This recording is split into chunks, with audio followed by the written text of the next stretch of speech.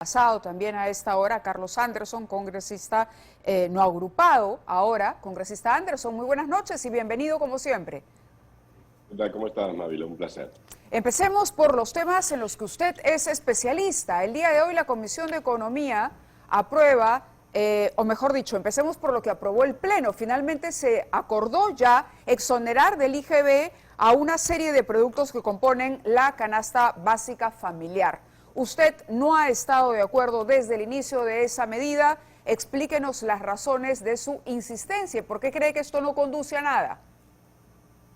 Bueno, mira, porque básicamente está en contra de las cosas más básicas de la economía. Nosotros vivimos en una economía social de mercado donde los precios no se regulan, los precios son finalmente el producto de la concurrencia entre la oferta y la demanda, ¿no? Entonces, el hecho de disminuir artificialmente un poco el precio a través del IGB no necesariamente garantiza que se va a trasladar esa reducción al bien final, al consumidor final, ¿no? Eso por un lado. Por otro lado, porque es una medida ciega, es una medida que te favorece a ti, me favorece a mí, como le favorece al que no tiene, ¿no? Y eso, la verdad, es un lujo que no nos podemos dar, dado que todavía tenemos una situación de escasez en general, de recursos La escasos, clase ¿no? media, la clase media, la que va a los mercados, digamos, al margen del... Puede ir al supermercado, pero también puede ir al mercado. Esta compra directa, esta transacción que se hace cuando uno va y pide no solamente un pollo, pollo y medio, 2 kilos, etcétera, ¿esas son transacciones en las que se va a notar? ¿Va a tener un impacto? ¿Cómo se va, en cualquier caso, a evaporar el impacto? ¿Cuánta podría ser la reducción que una ama de casa pudiese esperar?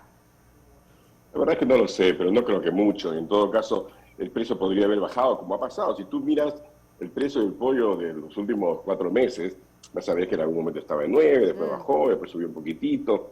Eso es justamente, existe suficiente oferta, hay suficiente demanda, ¿sí? Entonces, eso realmente es casi independiente de estos dos, de este impuesto del IGB. Pero lo más importante es que la mayoría de mercados en los que compra, digamos, la gente, digamos, que más necesita, tienen un régimen tributario llamado RUS, es un régimen de excepción, así que ahí no hay IGB para comenzar. Así que no le va a llegar. Yo creo que además también todos los recursos que esto va a significar hubieran sido mejor empleados si lo que hubiéramos hecho, o lo que hiciera el gobierno de inmediato, sería, por ejemplo, multiplicar por, no sé, por 4, si quiere, por 5, el presupuesto de Juntos, que ya va a una población específicamente enfocada, ¿no? Identificada, ¿sí? O, por ejemplo, multiplicar pues por 5, por 10, mira, no importa, los recursos para las ollas comunes, porque hoy en día eso es una realidad. Hay cientos de miles de familias que comen una sola vez al día, ¿no? A través de estas ollas donde y que no predomina la están recibiendo solidaridad apoyo, que también y han que no alzado la reciben. voz. Sí, Dina Boluarte les ha dicho que tienen que esperar porque los trámites toman su tiempo. La vicepresidenta ha Así, dicho eso. y mientras tanto la gente que come, ¿no? Hay lugares de Lima, ¿no? Del conurbano de Lima, donde se come una sola vez al día, donde realmente el arroz con pollo tiene un poquito de alita, ¿me entiendes? Allí es donde tenemos que actuar directamente. Así que puede que haya habido buenas intenciones, pero de buenas intenciones está empedrado el infierno. El otro tema importante es lo aprobado en la Comisión de Economía para un nuevo retiro, esta vez por alrededor de 18.000 soles, más o menos es el monto que uno podría retirar de su fondo en la AFP. Esta también es una medida criticada por los especialistas. Sí, evidentemente, pero aquí el tema es el siguiente, que las AFP desafortunadamente son la verdad que indefendibles. Esto que está sucediendo es producto de su tosudez, es producto de su incapacidad para reformarse a sí mismas y es producto también de no haber resuelto algunas cosas que son profundamente injustas, ¿no? Todo el mundo sabe hoy en día ya, porque son propios números de las compañías de AFP, que si tú tienes, por ejemplo, 40 años y tienes 50.000 soles en el fondo y no estás fuera del mercado laboral, estás en el mercado informal, ¿no? Y tienes muy pocas posibilidades realmente de regresar al mercado formal. Te tienes que esperar hasta los 65 años y lo máximo que te van a dar con eso son 300 soles, ¿me entiendes? Entonces, ahí hay una situación, de hecho, donde están atrapados muchísimas personas. Esa, por ejemplo, era una de las cosas que ellos podrían voluntariamente haber hecho, ¿no? Liberar esos recursos para ese grupo de personas que sencillamente no va a haber no va a llegar a haber una pensión sustantiva. Según los propios cálculos de las AFPs, se necesitan 120.000 soles para tener una pensión de 500 soles. Así que, imagínate, para tener un sueldo mínimo necesitas tener 240.000. ¿Cuántas personas tienen este tipo de fondo? Entonces, mira, desafortunadamente esa situación ha dado pie a que hoy en día sea políticamente incorrecto, insostenible, señalar cosas que son ciertas, como por ejemplo, que los fondos previsionales forman parte del ahorro nacional.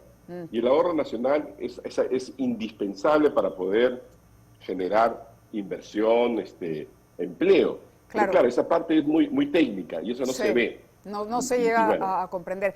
Congresista Anderson, tengo un problema con el audio, quizá lo podemos afinar, pero quisiera invitarlo también a escuchar al presidente porque hay otro tema interesante que abordar. El día de hoy el presidente inició las pruebas de operaciones en la refinería de Talara, una obra que ha sido motivo de amplia polémica. Vamos a escuchar lo que dijo el presidente respecto a los beneficios que traería esta refinería y regresamos con usted de inmediato para comentarlo.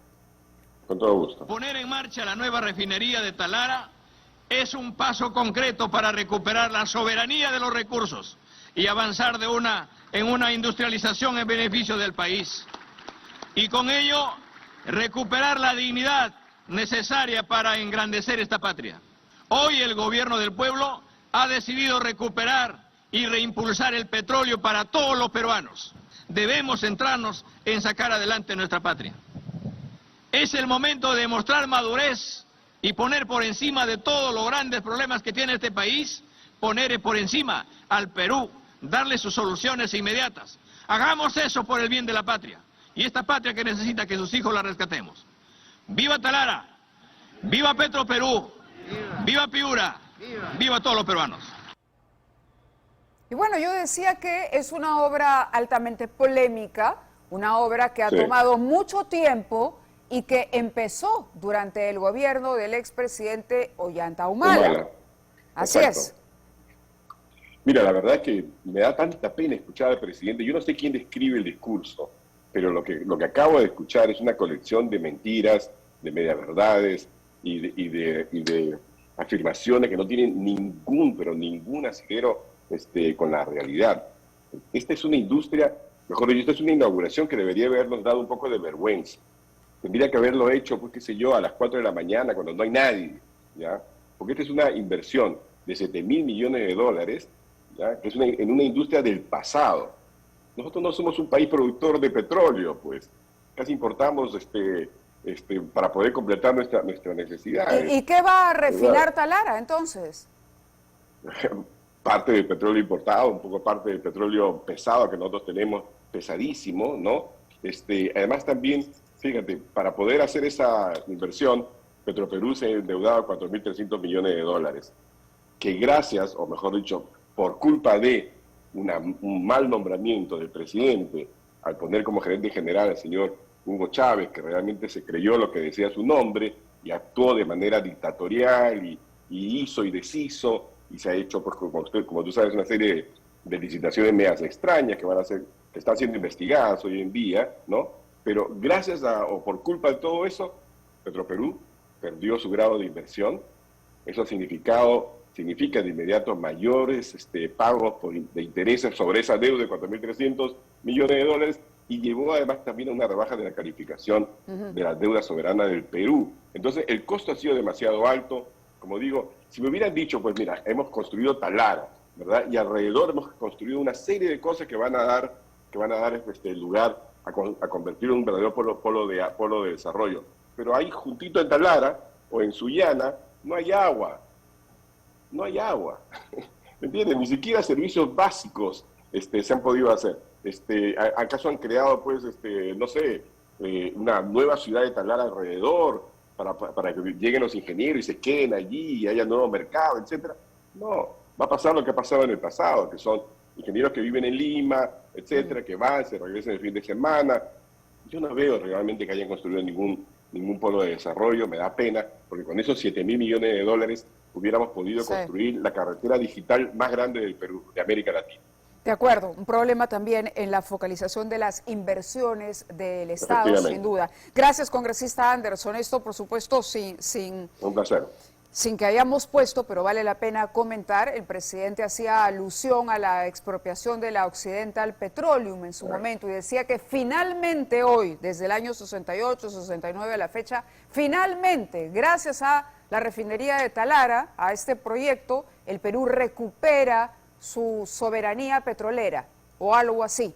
Pero en fin, cosas del presidente a las que ya nos va teniendo acostumbrados. Muchas gracias al congresista Anderson por la comunicación. Nosotros debemos ir